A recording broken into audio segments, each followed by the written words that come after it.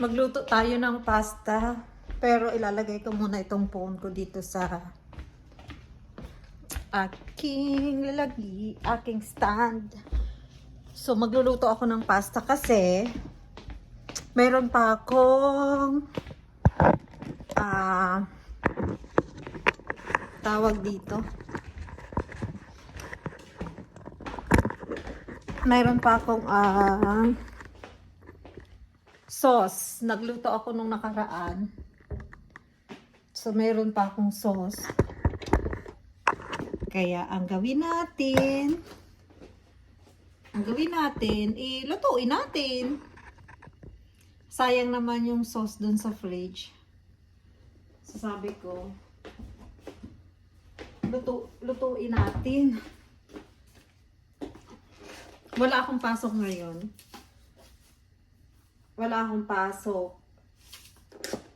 Kasi, pag Monday talaga, wala akong pasok.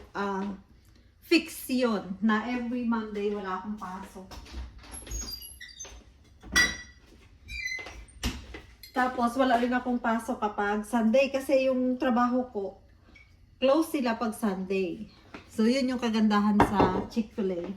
Anyway guys, sa Chick-fil-A nga pala ako nagtatrabaho. Yun yung first job ko dito sa Amerika. Yun din yung hanggang ngayon nandun pa rin ako. Mag 3 years na ako doon. Yun yung first job ko dito.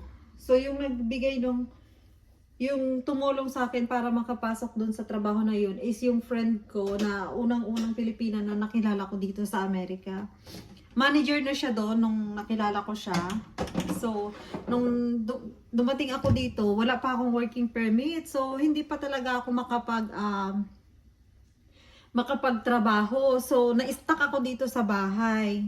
So, nakilala ko siya through Facebook. Meron kasi isang group na sinalihan ako. Tapos, nakilala ko siya doon. Nag-post kasi ako doon na baka may mga Pilipina dito. Bago lang ako dito sa Amerika. Baka may mga kakilala.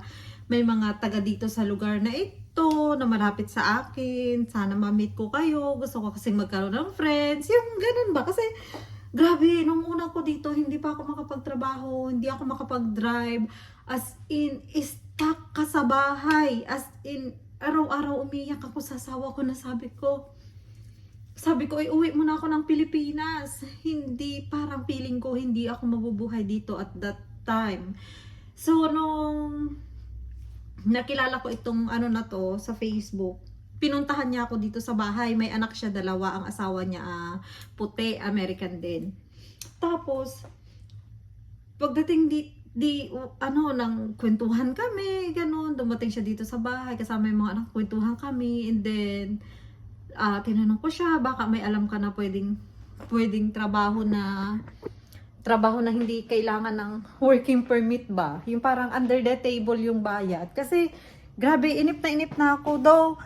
Though at the time, hindi naman kailangan na magtrabaho talaga ako kasi yung asawa ko ang nagpapadala ng pera dyan sa Pilipinas.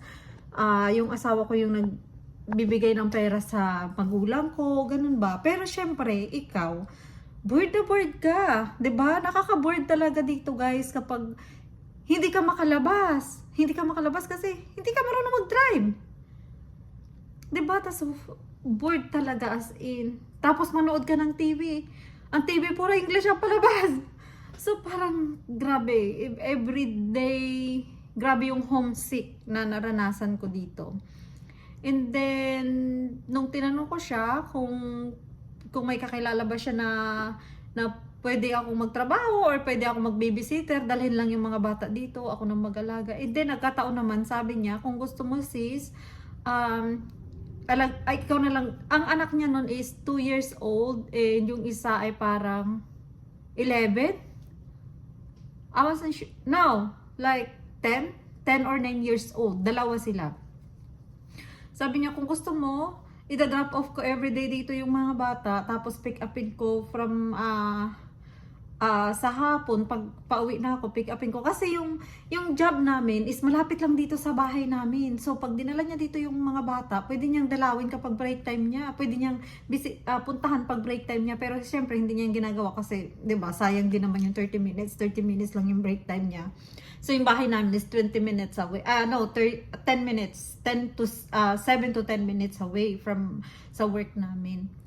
So, yun, binabayaran niya ako weekly. So, grabe, ang laking tulong talaga nun. And then, after that, nung dumating na yung aking working permit, sabi ko tapos, nagkataon din naman na hindi na nila kailangan ng babysitter kasi nga yung mga bata mag-aaral malapit dun sa bahay nila. Dun lang sa may place nila. So, sabi niya sa akin, sis, hindi ko na kailangan ng babysitter kasi mga bata mag-aaral na dito malapit sa amin. So, hindi niya na madadrop off kasi nga mag-aaral na, 'di ba?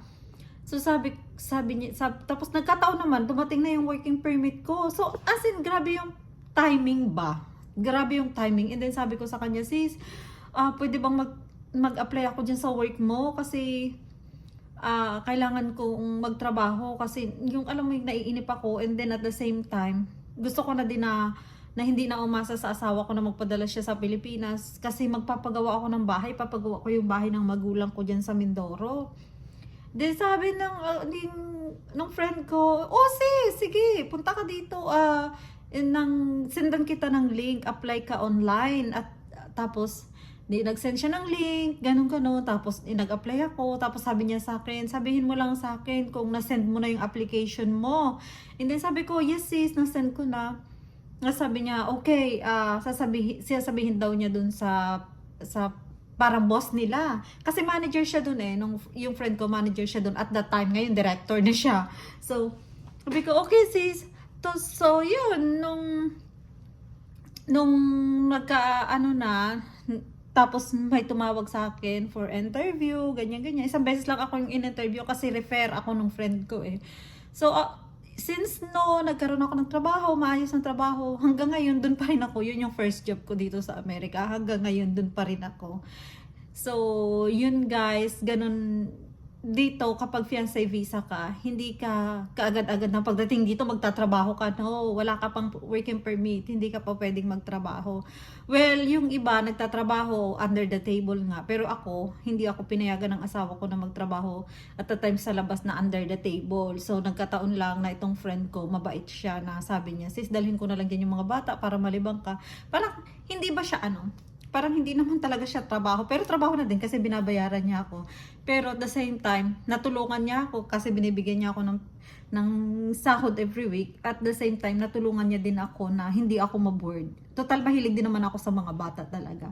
So, yun lang guys. Next time, ikakwento ko naman sa inyo kung ano ba yung naging buhay ko dito sa Amerika. So, nandito na ako, 4 na taon na ako dito. And on process na rin yung 10 years green card ko. So, yun lang guys. Bye!